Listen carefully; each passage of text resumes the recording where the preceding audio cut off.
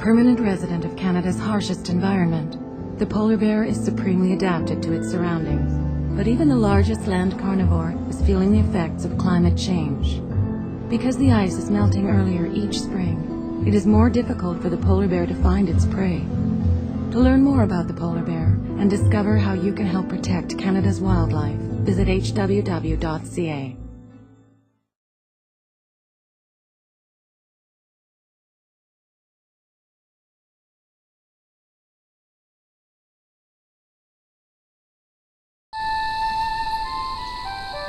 It's a popular myth that bats are blind. In fact, these winged mammals see very well. But when it comes to hunting, they don't depend on their eyes. They use echolocation, sending out sound waves to detect flying insects. Bats eat up to half their body weight in bugs each night, making them welcome neighbors during the summer months. To learn more about bats and how you can help protect Canada's wildlife, visit hww.ca.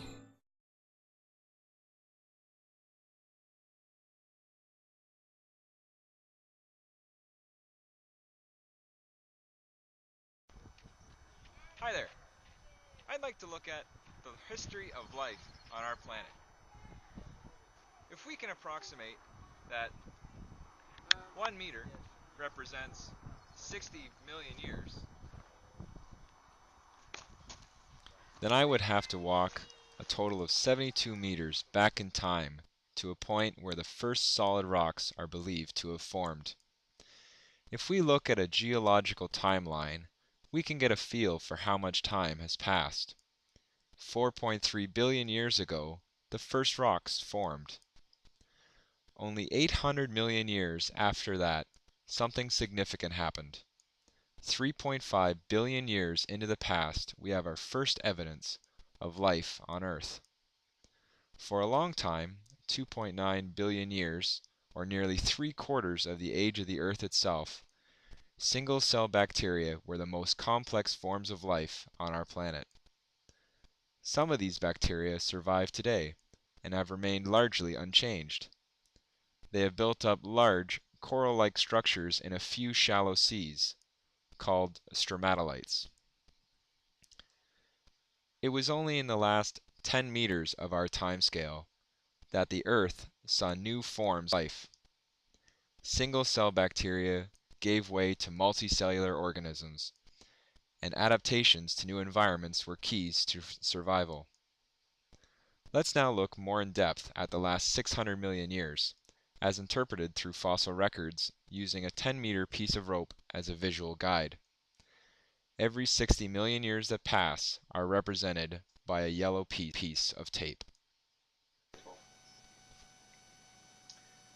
So if we start at 10 meters, or 600 million years ago, we can see that the first significant multicellular organisms with fossil records are the worms, the trilobites, the first animals. 520 million years ago, we see evidence of our very first fish.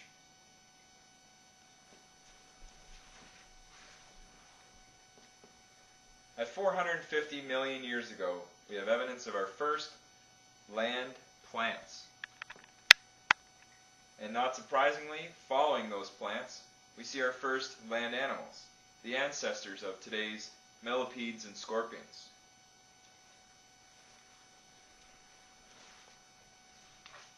Shortly after that, we have, at 400 million years ago, insects as we would recognize them today. 370 million years ago, we see our first amphibians, animals like the newt, the frog. And more significant advances in plants, we have our first trees at 365 million years ago.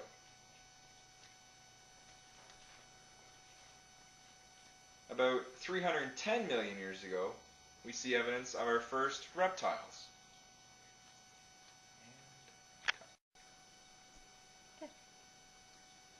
85 million years after the first evidence of reptiles, we have at 225 million years ago our first evidence of dinosaurs.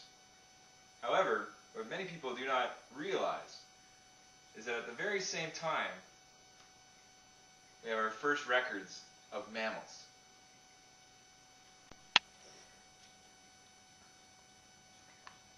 "75 million years after our first records of mammals and dinosaurs, we see our first records of birds at 150 million years ago.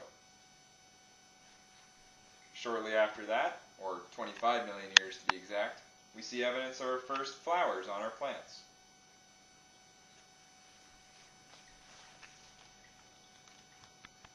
Sadly, 65 million years ago, the dinosaurs died out. And as we come to the very end of our 10-meter or 600 million year journey, we see the first evidence of people at 2 million years ago. As well, in the last 600 million years, the Earth has undergone 5 significant extinctions. We're going to represent on our timeline each extinction with a red piece of paper. However, following each extinction, which can lead to as much as 90% of the total land life dying out, or 70% of the total world species dying out at one time, there's a huge amount of space now made available to the survivors. So often, we see these species adapt and change and create new species that fill the voids. We're good. We see our first major extinction occur at 440 million years ago, just before the first animals moved onto the land. This was caused by what's called glaciation, the increase of the number of glaciers, and then the recession of the seas. At 360 million years ago, we see another major mass extinction, just after the rise of the first trees. This is believed to be caused by atmospheric changes and global temperature fluctuations, though they're not sure why. 251 million years ago, we see another mass extinction. This one is believed to be caused by a large change in temperature and atmospheric conditions. 200 million years ago, we see another great extinction. This one's believed to be caused by floods and volcanic activity. Our last and most familiar mass extinction is that of the dinosaurs at 65 million years ago. It was believed that the dinosaurs were done in by a large asteroid that hit the planet. Some scientists believe that we are accelerating and increasing the effect of global climate change. Should we halt our current practices to lessen our effect on the global climate? Good. Will species become extinct regardless of our actions to preserve their populations? And just drop it down in front. I don't even have to stick it in. Yeah. Okay, ready? Yep.